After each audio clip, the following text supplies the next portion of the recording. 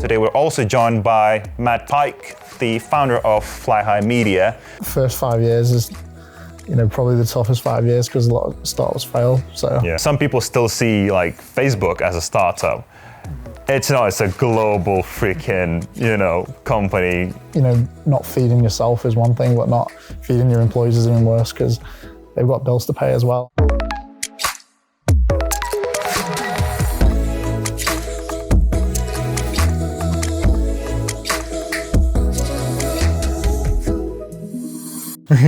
Taco Fall? Is he any good, or he seems to get a lot of hype? I think you could bend him over and snap him. If you ignore the fact that he's injury prone, he's very skilled. It's the fact that I remember watching highlights of a game where he came on, and every time he scored, the crowd would cheer, but ironically. I know, yeah. And it's a bit of a gimmick. I don't know. How do you feel from his perspective? Yeah. Everybody ignores the fact that he can shoot threes, they can dribble the ball, and stuff like that. It's just like, he's tall, yay! That's just weird to me. But anyway, welcome to Startup Dynamics, the podcast with me, the host, Jonas Urbonas.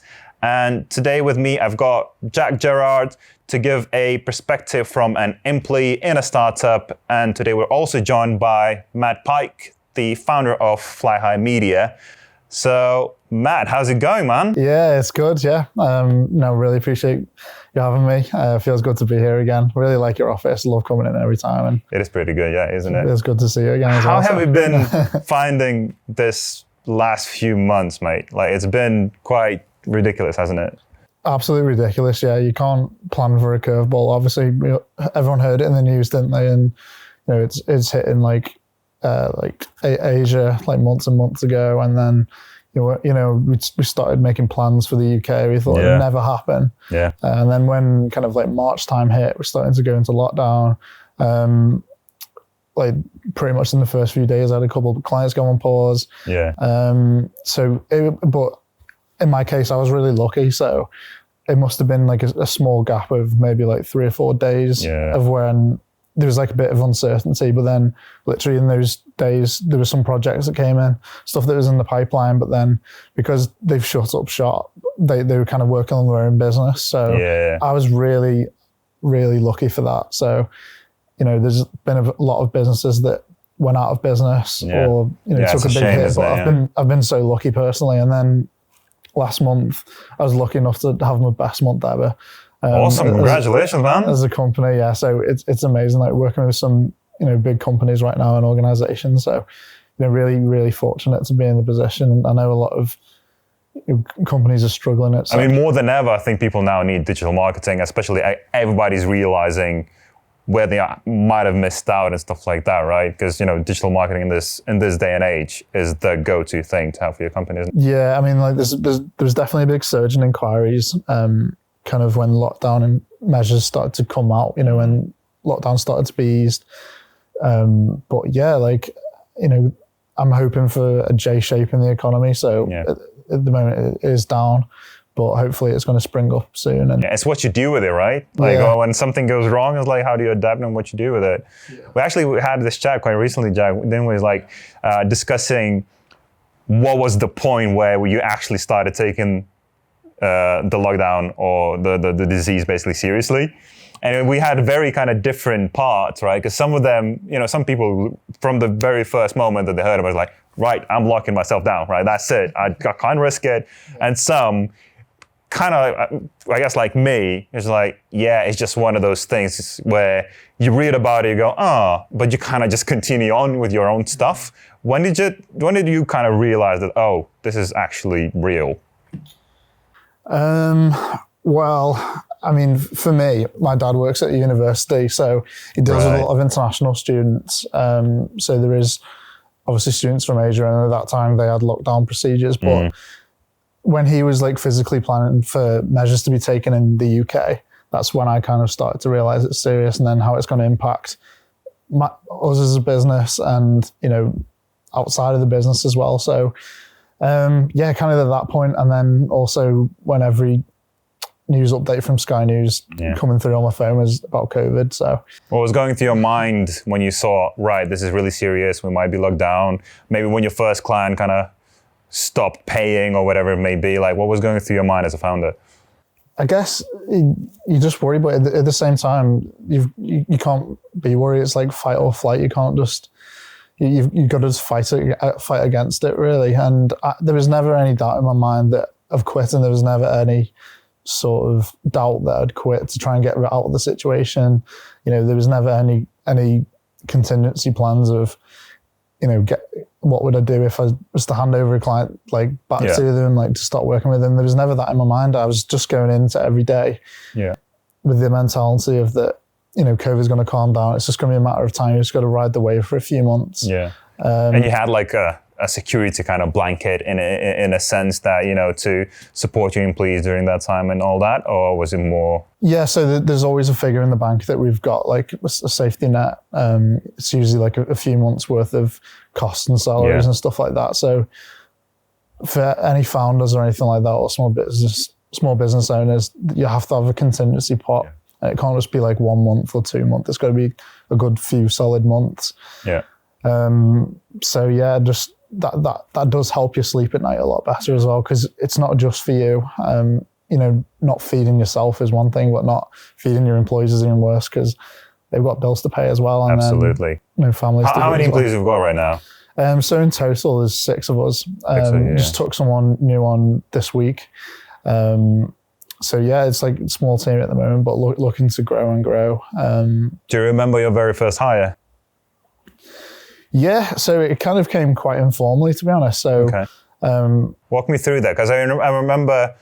Am I correct in understanding that you started solo first? Yeah. Yeah. So, but walk me through kind of how you started solo. What was that process, and then getting to a realization of, right, I need some help, and how did you get about employing your first person? Yeah. So employing the first person. So I started the business at university, and then my friend Dennis, he started basically a parallel business. So he's more creative side, I was more marketing side.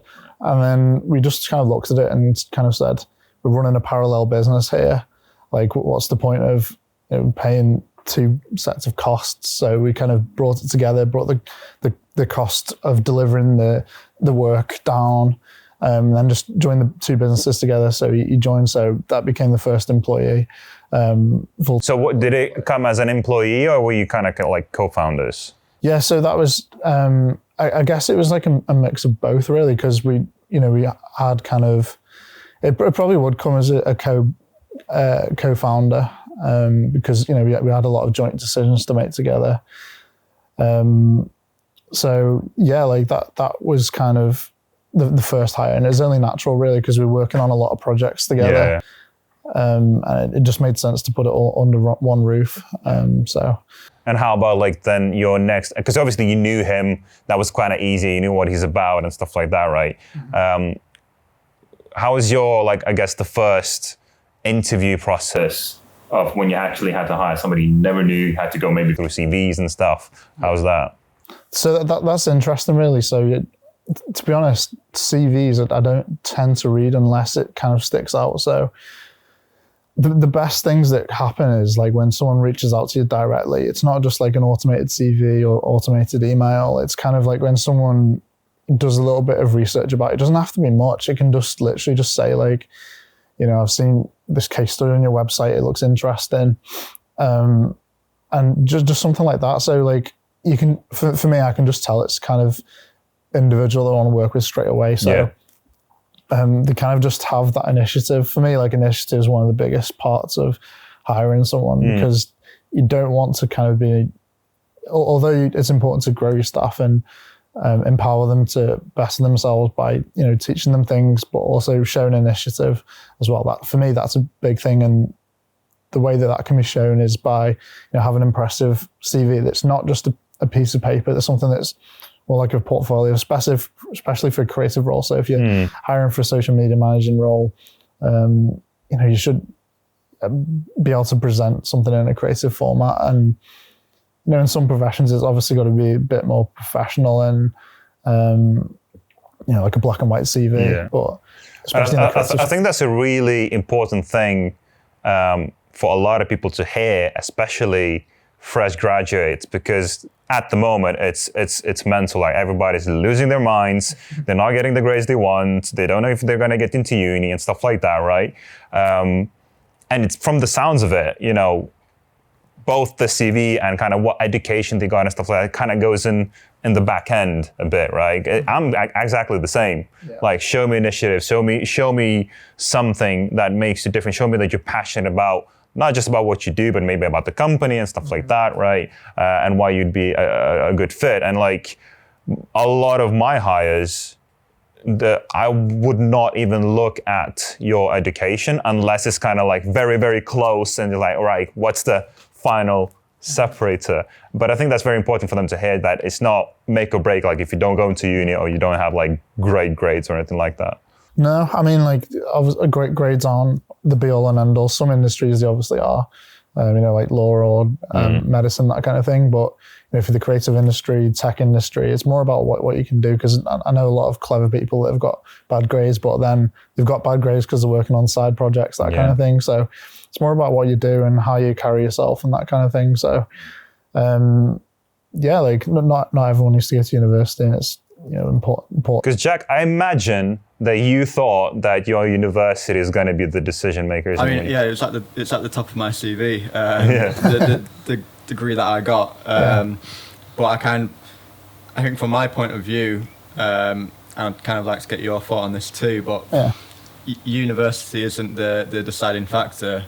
But if you hadn't have gone to university, then you can't build those skills. You can't start that side project. I think it's important in that way to give you freedom. And I think on my CV, it's the little bits that you picked out, like the social media work, the copywriting, the whatever. Well, to be fair, I picked out the fact that you were working while you were studying. Yeah. And I'll always be looking for whether you did an internship, a course, or something like that while you were studying. Yeah. That's what I would be looking for. Yeah. But did you start your company while at university? Yeah, while at university, yeah. So, I mean, like, we were talking about a lot of basketball before, so I was playing a lot of basketball before university. You're a pro, weren't you? Yeah, for Cheshire Phoenix. Yeah, so I played a year at Cheshire Phoenix in the British Basketball League, and then, like the training was a lot there, training with, a lot of Americans, and it was really hard training, but at the same time, it was a lot of good training and a lot of good mental strengthening as well. So I was doing that for pretty much a year straight, training 4 or 5 times a week, that kind of thing. And then kind of got to university, and there was 3 months where I kind of just had a missing void. Yeah. So there's some passion missing, some little drive that I needed to have, just to fuel me through life and stuff like that. So in around January time, so it would have been September to January, was a bit lost. And then from there I picked up the business. I've always been interested in kind of business, but I've never knew really how to get started. Did you ever have a 9-to-5 job? No, I haven't. No. So you don't even know what it's like, yeah. No, so I'm pretty lucky in that aspect. But yeah, I started at university. When I look at hiring people, it's important, more important what you do at university rather than what you learn from university. University gives you a lot of tools to improve your employability, but ultimately it's down to you and what you make out of it. People, I can't really speak for everyone, but people that tend to struggle for jobs are people that didn't make the most out of the opportunities at university. Because the more you look around while you're at university, the more opportunities you find. A lot of courses, you have to have a compulsory placement, a placement unit, not like a placement year, but a placement unit. So you've got to make the most out of that. And then as much experience in university, that really helps when employing. And, I've hired people in the past who've been working on friends' clothing brands, that kind of thing. So, it's more about what you do, growing up at university. People could be in a completely different career. So if working in banking, for example, and you wanted to work in social media marketing, but you know that you haven't got that background if you're working on someone else's project, and then you want to use that as leverage to get to another job, then I find it fascinating that basically people are forced to make a decision what they're going to do for the rest of their lives when they're like 17, 18. Yeah. Like my wife is an architect, right? And basically from 18, I think it's like a 6-year course plus like a placement thing. Like by the time you're like 22, you might hate architecture. I'm not saying she does, but like, you know, it's ridiculous because I changed my mind so many times. Yeah. And like some of the like effort that you need to put in. And a lot of times you'll see people work jobs that they don't really like or want solely because they kind of well, I put in the time and effort. I can't even go away from that. Yeah. I think that's quite a big barrier. As someone that's only been working for a year, yeah, I can definitely say that at the start, I'd finished uni and went straight working for Jonas. I can definitely say that when I started working here, I had no idea what I wanted to do for my future. And it's only in the past probably half a year where I figured out this is the route I want to go down. Yeah. And even that's going to be evolving. I mean, it's always evolving, isn't it? But I'd be curious to see and understand why you felt like digital marketing and like SEO, pay-per-click, all that stuff was the path that you wanted to take, was the kind of the industry you wanted to tackle? Because obviously there's, especially at university, there's millions of ideas that you want to do and stuff like that. So why that particular? So why digital marketing and stuff like that? I guess you can kind of just see the shift from, just more things that are going online, like more shops that are closing down and stuff, and they're being put out of business by Amazon and stuff like that. So kind of just like saw the shift of companies wanting to go online, and then kind of like took advantage of that really, and kind of wanted to go through that. At the time when I first started out, I wanted to, bring like businesses online for the very first time, and then kind of kept that mission up from the beginning. So it didn't really come from like a deep passion for something. It was more like you saw a shift and a pattern in basically how businesses operate, and there was like a gap to like, just going to fill that, right? It's kind of very business minded type of thing. Yeah, you can kind of see it coming. So like, as I said, like shops closed down and, more businesses were going on Facebook. So, Facebook was starting to, grow, and Twitter, Instagram and stuff, but there's so many businesses just doing it badly. And, even now, like it hurts me to see like good, solid businesses like that are offline, but just have a terrible presence. Like it's, that breaks my heart. Yeah, or you'll see them try a Facebook ad once, spend 100 quid, say, it doesn't work, and then they just leave it as well. I've seen like, a bit off topic, but like I saw someone run an ad and it's been running for like 6 months. So I think they've literally forgot to turn it off. So yeah. That's, I mean, do you know what? Like, not even surprising. Like, honestly. No. And that upsets me because like, there's a lot of businesses that would benefit from it so much, and they just haven't yet. And did you ever consider yourself? I mean, because obviously you started just you, and you grew to a company where it is today. Did you ever feel like you're actually like a full-on startup, or was it always kind of just the business making money kind of thing? And if so, like what would be your difference or definition of a startup versus like a business? I guess like I mean that's a tough question really. I guess I've just always seen it like a business. Like I've never really had time to think of it as a startup. Like I've always kind of seen it as a business, and then always just looking to grow and grow and grow. Like I've always been focused around numbers and seeing how this can work on that and that kind of thing. So I've never really seen it as a startup. I've always envisioned it as a successful company, and then I'm trying to work the figures back to make it to where I want it to be. So I imagine day to day, I imagine the company that we want to be in 10 years time. That's what I'm thinking about all day, every day. And have you ever taken funding? No, never taken any funding. And were you ever thinking about taking funding?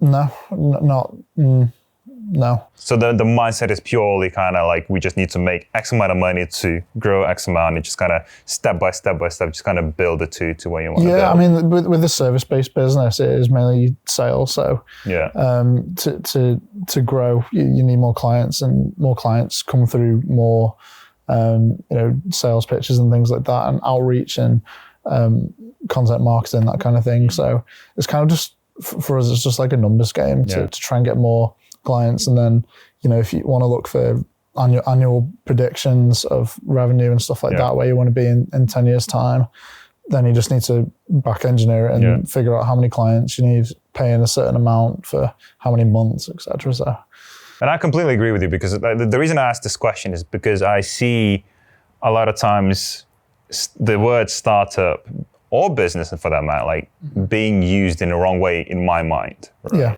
So some people still see like Facebook as a startup. It's not, it's a global freaking, company, and it's a legitimate business. And then, vice versa, people will call themselves a legitimate business, where for me, a legitimate business is when you actually bring in revenue and are profitable, and you basically live on your own without getting any external funding. A startup is you're starting up, right? A startup for me is somebody like, actually, I need help from outside to get my vision built, to turn it into a business, right? So that's the reason I kind of asked, because I think that the lines are very much blurred a lot of times. We are a startup, and our goal is to make it into a business. So I just wanted to kind of get your thoughts on that a bit. Yeah, I did ask someone. I mean, it was, funnily enough, it was the night that I first ever met you. Oh, is it? It was at that networking event, and I brought someone with me, Harry, and on the way back we were talking about like what is a startup, like how do you define it, and we kind of agree like it's kind of like subjective to where you think that you're up to in your journey. I mean, like I guess like in some aspects, we may be seen as a startup because 5 years out of a 50 plus year business, that's the aim. 10% of 10%. 5 years out of like 50, it's not many. Yeah. So I mean, like first 5 years is, probably the toughest 5 years because a lot of startups fail. So And within those 5 years, obviously you've seen quite a lot, you experienced quite a lot, especially like even like to do stuff like this or whatever happened before. What would you say, like, what's the one thing you wish you knew when you started, based on what your experience so far has been? Not putting you on the spot at all. Well, there's a lot of lessons, really. Just to be more confident in your own abilities. I think from the start, I wish I put myself out there a lot more. And as in like social media and stuff, or? I mean, just have the confidence to reach out and ask people questions and stuff like that. People are more willing to answer your questions than you think. What was stopping you before? Just having the confidence to ask. Like I was always kind of thinking like you're not good enough, like imposter syndrome or something like that. Yeah, a little bit of imposter syndrome, and just struggling to, kind of like be embarrassed to ask for help and stuff like that. But like the more that I grow, the more I figure out that people, happy to help you and happy to answer your questions and stuff like that. And, it might sound scary asking people questions, but it's really not. And that can really help you. And, a lot of people want to help you because along their career, they've probably had similar advice. So. Yeah. No, and it's interesting for me to see that, I guess for you, because you came straight out of uni and you actually never really properly had a 9-to-5 job, it probably didn't really even cross your mind. It's like, oh, maybe should I get a proper job and stuff like that? Like, because you see, what a lot of people struggle is that, they are used to the safety, they're used to their job, and they need to take that leap into the risky life of a business or a startup. Whereas for you kind of came gradually. And is that what you think would be the safest way to do it? Is kind of just take it step by step, and then maybe we've seen some people keep their job and do like a little side hustle, or start as a freelancer and kind of just build from there. Or would you say if you want to make it kind of big, you kind of have to go big immediately? No, I think that like so if you're at university, I think you should squeeze as much out of every opportunity you can. And then I don't think that, you have to go in like as big as you can. You just start and then slowly grow and grow and grow. Yeah. So yeah, like, what was your question again? I didn't answer the whole thing. No, it's just like, so I think what was good about your thing is that you went gradually. Yeah. Right. So, and you always made sure that you're profitable, you make enough money to make and that made your next decisions, right? Mm-hmm. Whereas at the moment, what you see a lot is, oh, I have an idea. Oh, I need a lot of money, right? Oh, I need to make this in 6 months and just quit everything and put my house on sale and all that stuff, right? Yeah. So while that might get you there faster, obviously the risk factors are just a lot more significant. Yeah. So my question was, would you say, would you rather go the big banged up approach, or would you still go step by step, just make sure that you're good every single month and kind of keep that safety net in a way while still having your own business? Yeah, I think you've it's good to be optimistic, but you've also got to be realistic as well. So, it's good and you have to be confident in your decisions, but at the same time, you've got to think like, are the bills getting paid next month and stuff like that? Because you can't quit. You couldn't quit your job if you had no clients or if you built a product that no one wanted.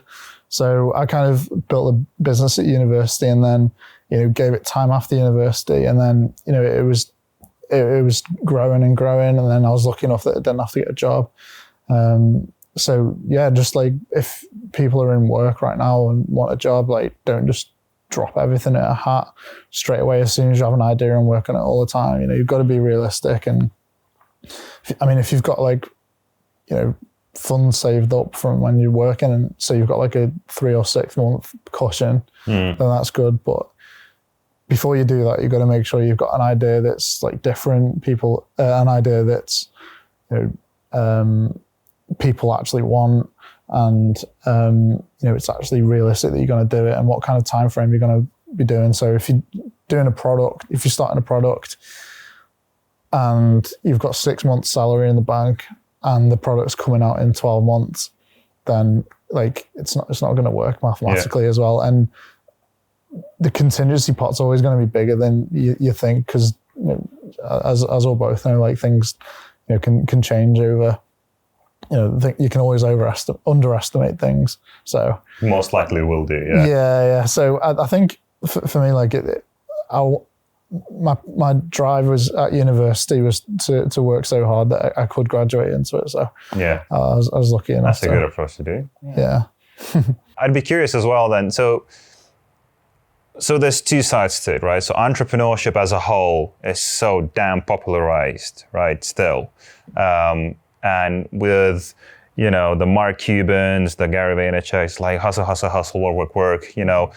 At the same time, like if you work hard enough, you can achieve anything, right? Which I think, you do need some luck, right, as well. Yeah. And the fact that now this pandemic happened, a lot of people lost their jobs. So I feel like a lot of people are gonna try and start businesses because I feel like it's sometimes shown a bit, I don't want to say easy, but easier than it actually is, not covering the tough parts and actually, the boring parts, and, it's just all the glamour, here's how much money we raised, and, here's what we achieved and stuff like that. What kind of person do you think you have to be, or what kind of traits you have to be a legitimate either business owner or entrepreneur as a whole?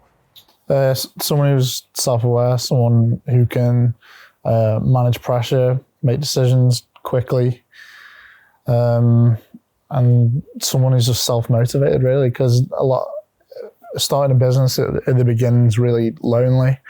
It can be lonely. So it's really important that you are motivated to get up and work, and you're motivated enough to stay in the office and work late at night.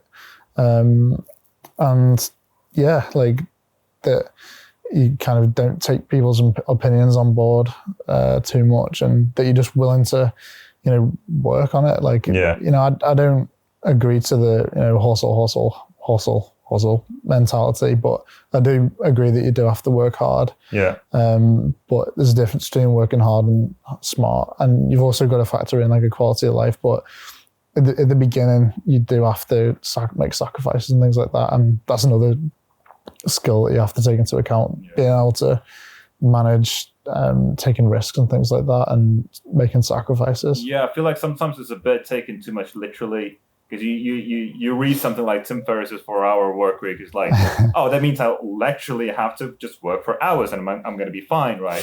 But then they expect to build like a big business and stuff like that. I think, what Tim Ferriss is talking about is like, you can basically survive on 4 hours a week and maybe be like a digital nomad and be somewhere in Bali, right? Can you explain that for me? Because I'm not familiar with the 4-hour week. 4-hour work week, right? So the idea is that you don't need to work, 20, 30, 40, 50 hours a week for you to be able to survive and to live a normal, good life, right? What he's saying is that you can do it in working just 4 hours a week if you've got the correct systems in place and you've got a correct mindset and stuff like that, right? So a good example would be even like something like digital marketing, like you're doing, say, you're a good SEO professional, expert, whatever you want to call it. You get your 2-3 recurring clients, and you're basically good. You get like, a couple of grand in your bank account every month. It's just you don't really care about nothing. You got your laptop, you can travel, you can do whatever you want. You've got like the freedom of life, right? Yeah. But then what I see a lot of times is that, you can see that, oh, that person will call themselves, I'm an entrepreneur, right? I'm a lifestyle or whatever you want to call it, right?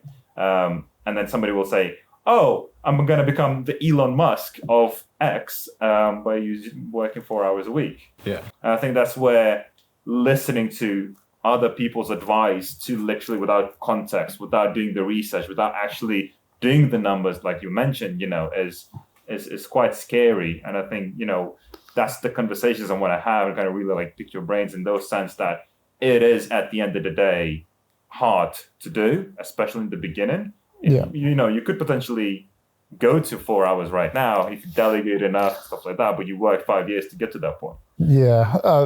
Not much will get done in 4 hours, like especially for me. Like that's normally like morning of emails.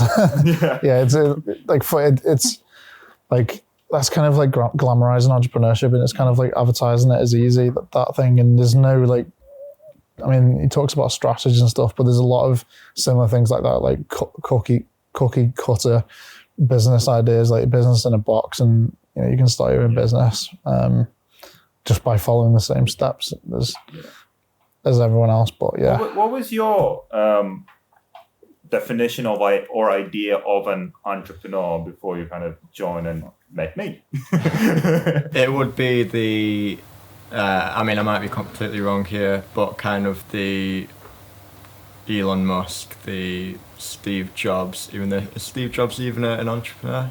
Yeah, that kind of I don't know how to say this without being rude, because they're obviously great people, but they're very, you won't necessarily want to cross them in a hallway if they're in a bad mood type of thing. Mm-hmm. People who work extremely hard, and harder than 99% of the people on earth, but are also very ruthless. Probably ruthless would be my stereotype of an entrepreneur. Yeah. But yeah, like you said, a year into it, meeting people like both of you, I realised that's not true, and you don't need to be. Well, you need to be ruthless, but not in a not a bully mentality kind of thing. I guess like from a business perspective, you kind of have to. Yeah. Like when you see ruthless, I guess not with your employees or anything like that, right? But in business, like it is gonna be, well, it's me over you, unless it's like collaboration or anything like that. At the end of the day, like when you're hunting for business, you're going against other companies. So like, yeah, I'm gonna, be better than you. My view of entrepreneurship is like changed. So like growing up, it was kind of like looking at the Stars of Dragon's Den, like looking at that, like looking at the like Lord Sugar, looking at typical entrepreneurs like that. That's what I saw as that. And then probably over the last 5 years or so, that's kind of switched to like a new breed of like online entrepreneurs. Yeah. And I know like people like you and me, like we kind of look at that differently. And like it annoys me that a lot of things are kind of like a business, like how to start a business in a boxes around making it sound like anyone can do it. It takes like certain characteristics and traits, and you have to be in a certain point in your life to be able to Well, I think anybody can do it in the sense that you've got the tools and you can learn the skills. Yeah. And at the end of the day, anybody can build a business, but will anybody, right? And does anybody or everybody have the characteristics or the mindset to do that? Yeah. I mean, like the online coaching trade, that's a different conversation, but yeah. The entrepreneurs, they're called, I think, yeah. There's a lot to be said, but like I think it's glamorized a lot, entrepreneurship, and it shouldn't be, because it takes a lot of skills. So what needs to change? Like what do you reckon needs to change that kind of people don't go after entrepreneurship because it's the cool thing to do? It doesn't mean like if I all of a sudden become an entrepreneur, I'm going to drive a Ferrari and fly in jets and whatnot.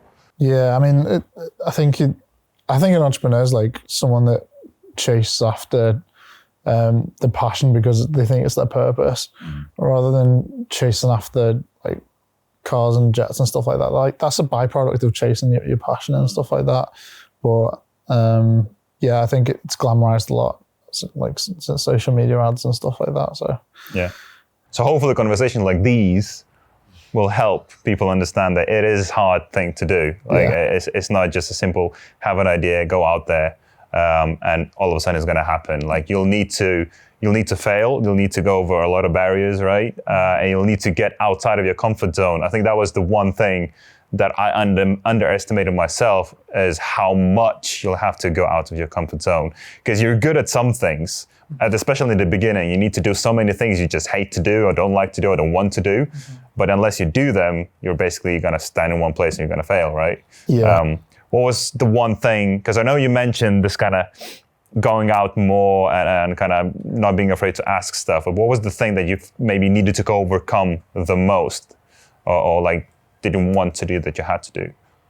I guess like just, having the balls to just like message people and ask them questions and stuff like that. That was one of them.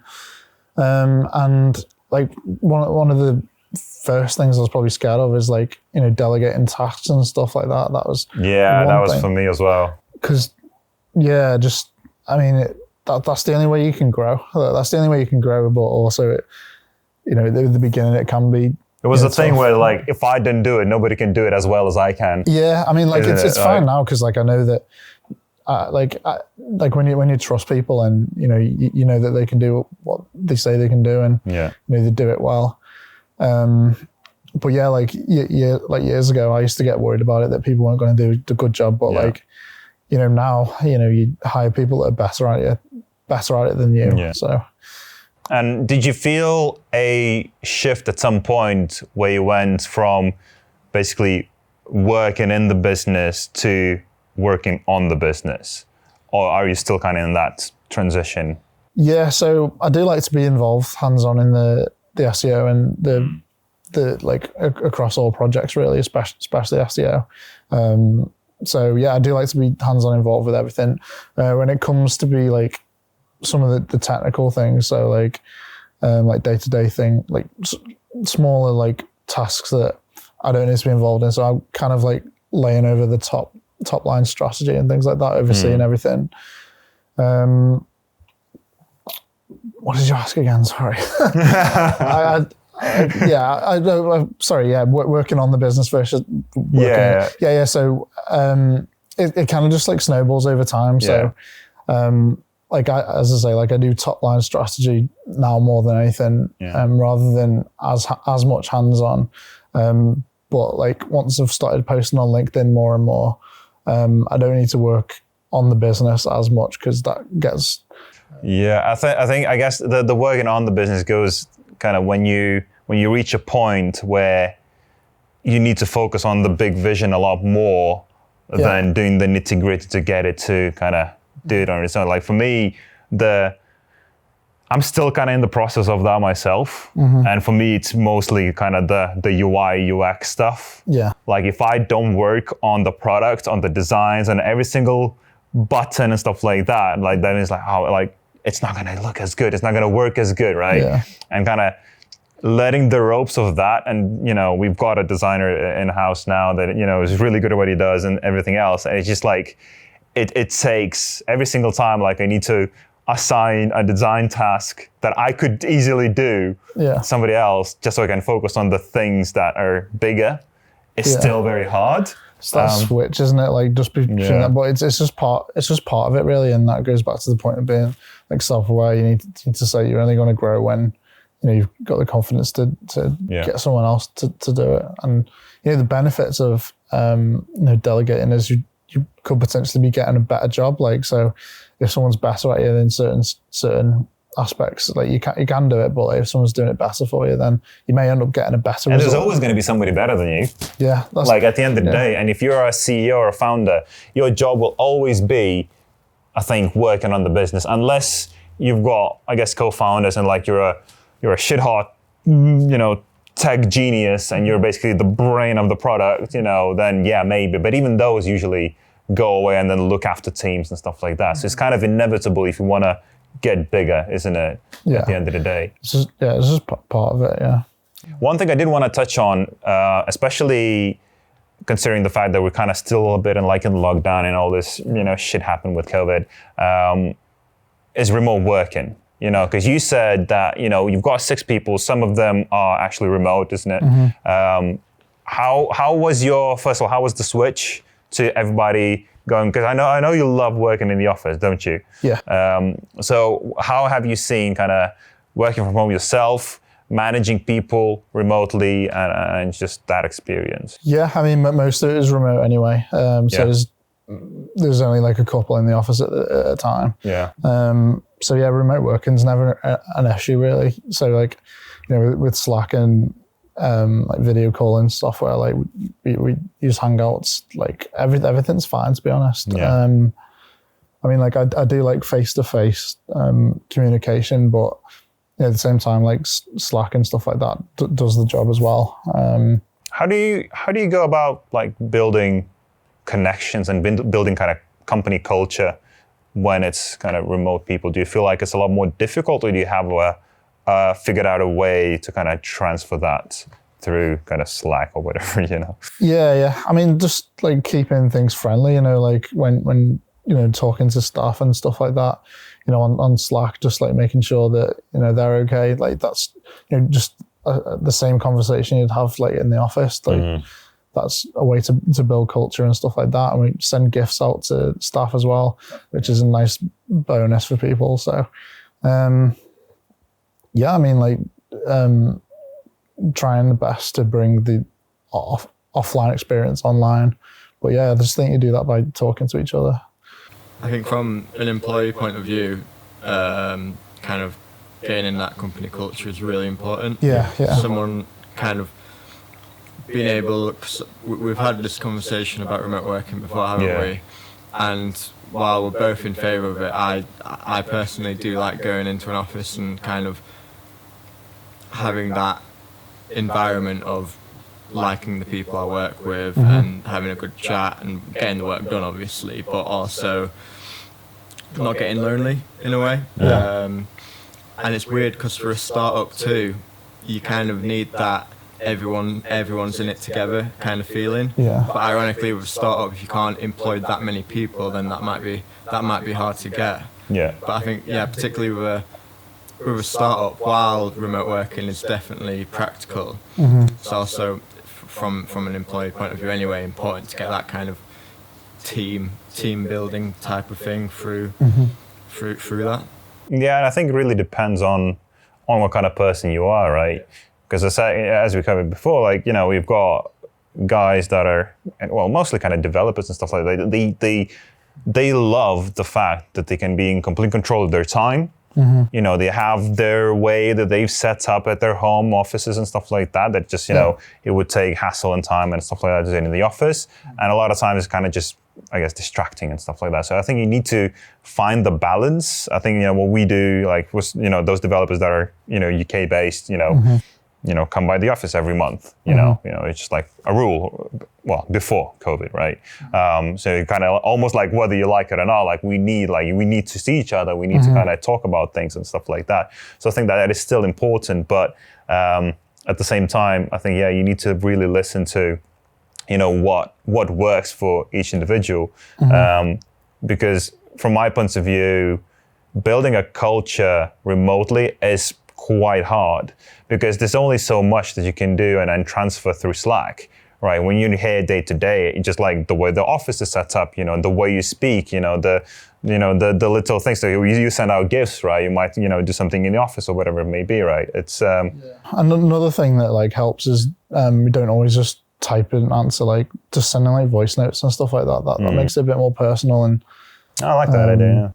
Yeah, just like gets ideas across better, and like takes out the, it's difficult to understand how people are saying things, isn't it? Like by message, like what emphasis they're putting on certain words. Whereas if you're speaking it, it's more personal, and they can tell what you're actually trying to get across. Yeah. So yeah, do that as well. Like I prefer like physically speaking, and physically in person as well. But when it's online, then like voice notes are really good as well. Yeah.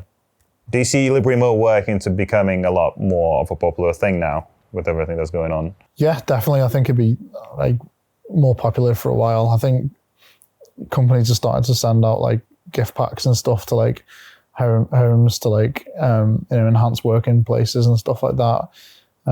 So I think it'll stick for a good while. If you look at the big companies, right, they've got like so much space. They've got their own canteens and stuff like that, where a lot of times, like, people are going to the office for the sake of going to the office. There's no real value from that. It does seem like it's going towards, if you do need to go to the office, you'll have like small little pockets, whether it's in co-working spaces or like in smaller offices around different places for like your marketing team for the specific area, whatever, right? Or your tech team or whatever it may be.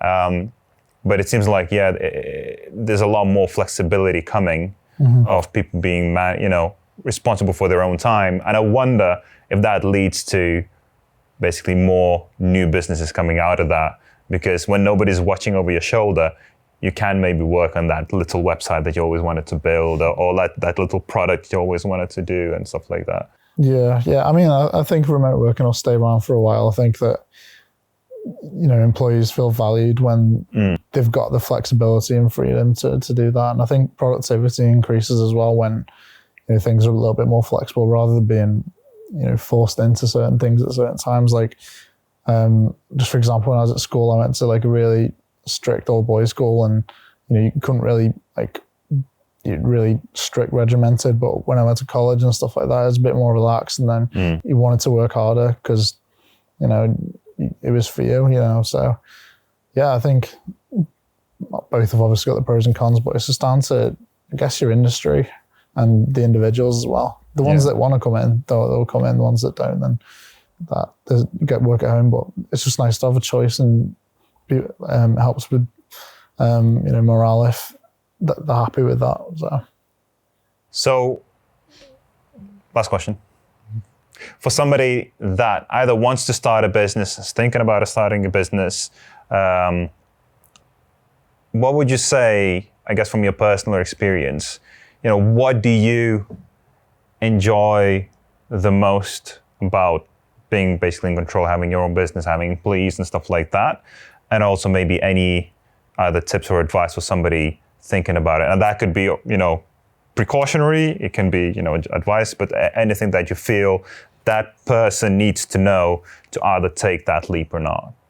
I think some things that you need to know is just like having a startup's not easy, and you just got to be persistent. You've got to, really kind of be willing to put the work in, not take no's for answers, be willing to take opportunities when they're there, seek out opportunities, work as much as you can, but don't wear yourself out. Know when to stop, know when to say no as well.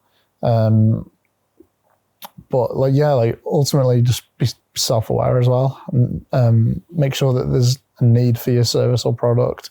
Yeah. Make sure that I think that's overlooked a lot of times. It is. You chase your passion, but nobody needs it. Yeah, that's it. Yeah. I mean, like it might be good for you, but if no one's gonna, if no one's gonna buy it, then it's not a business. It's more of a hobby. Yeah. So, and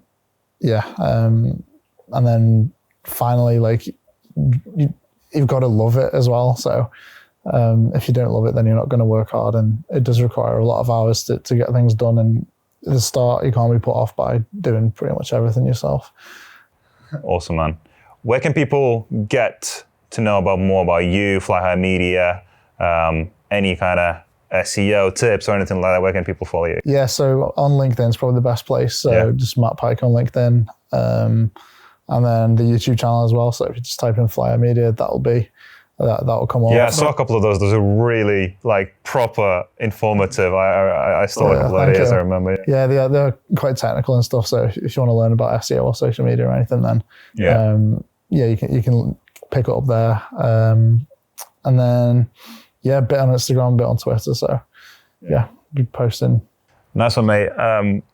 I mean, I've seen Fly High Media grow in the past 3 years or so. I mean, you're out there for 5 years, but I've seen you like last 3 to 2 years, something like that.